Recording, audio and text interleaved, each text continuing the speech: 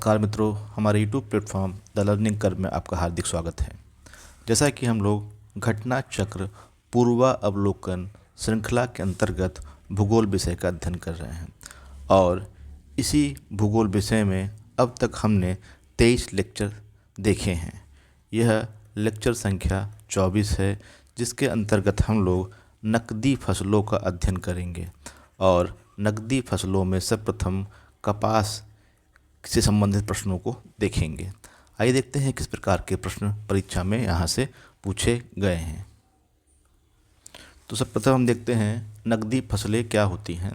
तो यहाँ बताया गया है कि जो नकदी फसल होती है, जिसे हम कैश क्रॉप कहते हैं, वे फसलें हैं जिन्हें किसान अपने व्यक्तिगत उपयोग के बजाय सीधे बाजार में बेचकर लाभ कमाने के उद्देश्य से उगाते हैं। यानी कि यह जो किसान होते हैं इसका व्यक्तिगत रूप में उपयोग नहीं करते हैं, बल्कि उसको सीधे बाजार में बेचकर लाभ कमाते हैं। यह मुख्य रूप से व्यावसायिक उपयोग के लिए होती है, यानी कॉमर्शियल यूज के लिए ज़्यादातर ये उगाई जाती हैं। जैसे कुछ प्रमुख नकदी फसलों के उदाहरण क्या हैं आपके, जैसे हम देखते हैं गन्ना। तो गन्ना है, कपास है, गन्ना, कपास, जूट, तंबाकू, तिलहन आदि क्या है इसके अंतर्गत आते हैं। तो यहाँ जैसे हमने कहा गन्ना क्या है, भारत में प्रमुख नकदी फसलों में से एक है। कपास वस्त्र उद्योग के लिए महत्वपूर्ण है। जूट इसे गोल्डन फाइबर भी कहते हैं। तंबाकू नशीले पदार्थों के व्यावसायिक उपयोग के लिए है आपका। और तिलहन जो है आपका, तिलहन यानी सरसों, मूंगफली, सोयाबीन इसके अंतर्गत शामिल होते हैं। चाय और कॉफ़ी बागवानी नकदी फसलें हैं, यानी ये भी क्या है, नकदी फसलें हैं और बागवानी फसलों के अंतर्गत आती हैं चाय और कॉफ़ी। फल और सब्जियां जैसे आलू, केला, प्याज, ये सभी क्या हैं आपकी, ये सभी आपकी नकदी फसलों के अंतर्गत आते हैं। आइए देखते हैं कि नकदी फसलों की क्या विशेषताएं हैं। तो अगर हम विशेषताओं की बात करें तो हम देखते हैं कि इनका व्यावसायिक उद्देश्य है। और व्यावसायिक उद्देश्य में हम क्या देखते हैं, इन्हें खेत से सीधे व्यापारी या बाज़ार में बेचा जाता है। यानी इन्हें खेत से सीधे व्यापारी को बेचते हैं या बाज़ार में बेचा जाता है। उच्च आय होती है इससे। ये खाद्यान्न फसलों की तुलना में अधिक आर्थिक लाभ प्रदान करते हैं। औद्योगिक कच्चा माल, तो जो ये जूट है, कपास है, गन्ना है, ये क्या है, उद्योगों के लिए कच्चे माल का काम करता है। तो इस प्रकार से जो नकदी फसलें होती हैं वो औद्योगिक कच्चे माल के रूप में कार्य करती हैं। निर्यात के अंतर्गत भी ये फसलें महत्वपूर्ण हैं, क्योंकि ये फसलें विदेशी मुद्रा अर्जित करने में मदद करती हैं, यानी ज़्यादा महत्वपूर्ण होती हैं, विदेशों में इनकी ज़्यादा मांग होती है। आइए देखते हैं किस प्रकार के प्रश्न परीक्षा में यहाँ से पूछे गए हैं। जैसे कपास से संबंधित प्रश्न है आपका।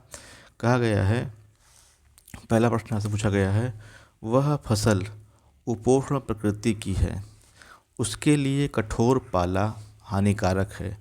यानी उपोष्ण प्रकृति की है, उसके लिए कठोर पाला हानिकारक है।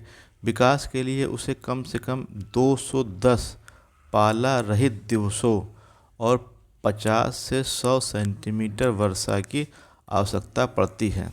हल्की सुअपवाहित मृदा जिसमें नमी धारण करने की क्षमता है, उसकी खेती के लिए आदर्श रूप से अनुकूल है।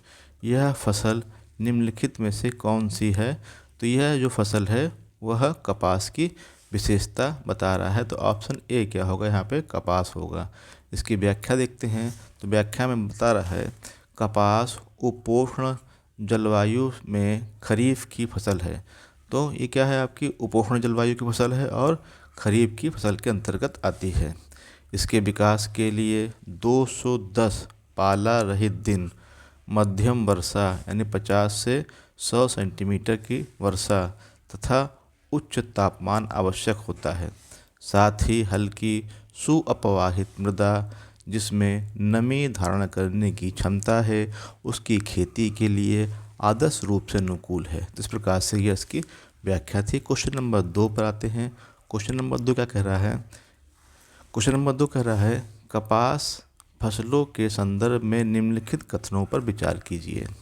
पहला कथन कह रहा है कपास मुख्यतः खरीफ की फसल है, तो ये सही है आपका, खरीफ की फसल है।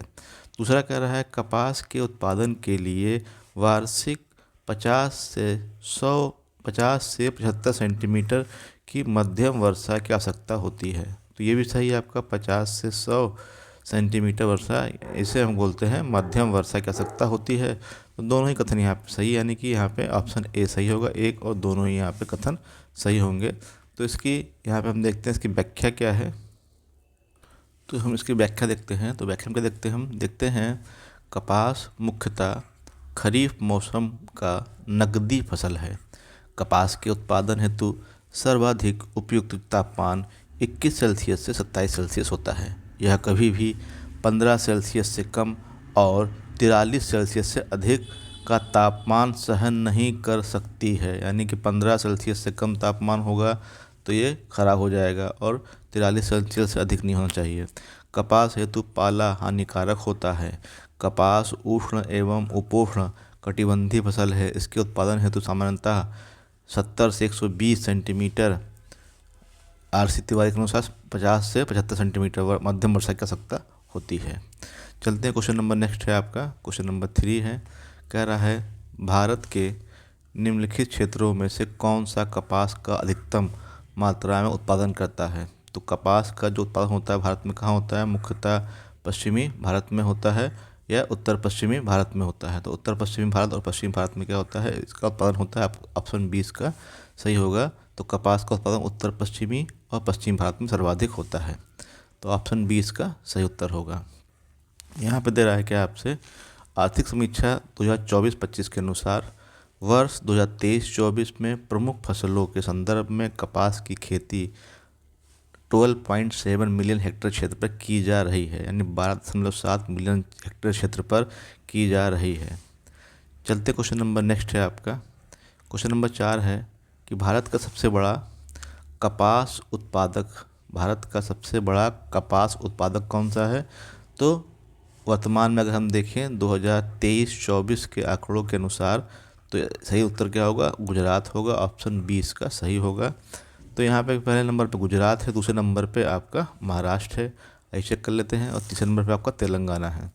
तो भारत के 3 कपास उत्पादक राज्य इस प्रकार हैं जो 2023-24 के आंकड़ों के अनुसार, पहले नंबर पे गुजरात, दूसरा महाराष्ट्र और तीसरा आपका तेलंगाना। चलते क्वेश्चन नंबर 5 पर। कह रहा है निम्नलिखित में से किन जिलों को कपास की खेती के कारण सफ़ेद सोने का क्षेत्र कहा जाता है। तो मध्य प्रदेश के कौन से ज़िले हैं जिन्हें सफ़ेद सोने का क्षेत्र कहते हैं। तो यह है आपके खंडवा और खरगोन। तो खंडवा और खरगोन को कपास की खेती के कारण सफ़ेद सोने का क्षेत्र कहा जाता है, ऑप्शन 20 का सही होगा। तो मध्य प्रदेश में खंडवा एवं खरगोन जिले को कपास की खेती के कारण सफ़ेद सोने का क्षेत्र भी कहा जाता है। नेक्स्ट क्वेश्चन चलते हैं, क्वेश्चन नंबर 6 है आपका।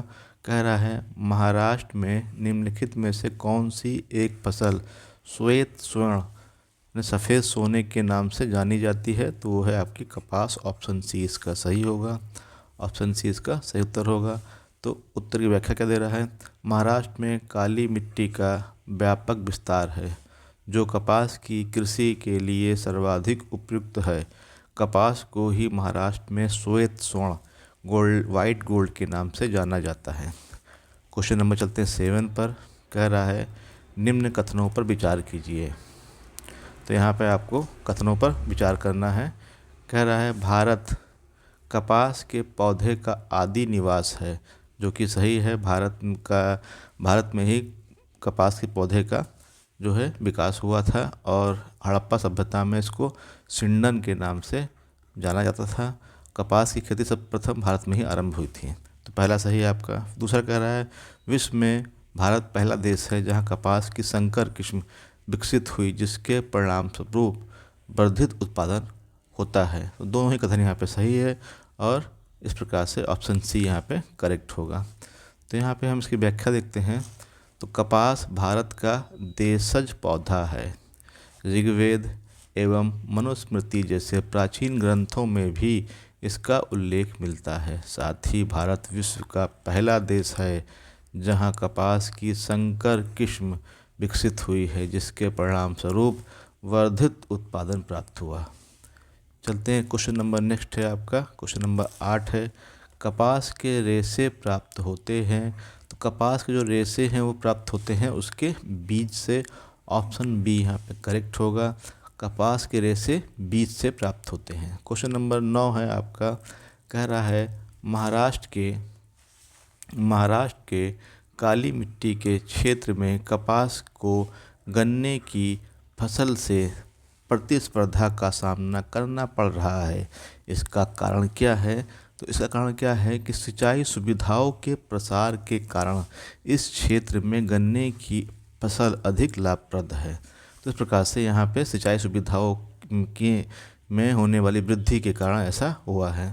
तो यहाँ पे इसकी व्याख्या दे रहा है, महाराष्ट्र के काली मिट्टी के क्षेत्र में कपास को गन्ने की फसल से प्रतिस्पर्धा का सामना करना पड़ रहा है। इसका मुख्य कारण यह है कि सिंचाई सुविधाओं के प्रसार के कारण यह क्षेत्र गन्ने की कृषि के अनुकूल बन गया है तथा गन्ने की फसल अधिक लाभप्रद है। तो इस प्रकार से ये है आपका। चलते क्वेश्चन नंबर नेक्स्ट आपको देखते हैं। क्वेश्चन नंबर नेक्स्ट क्या है?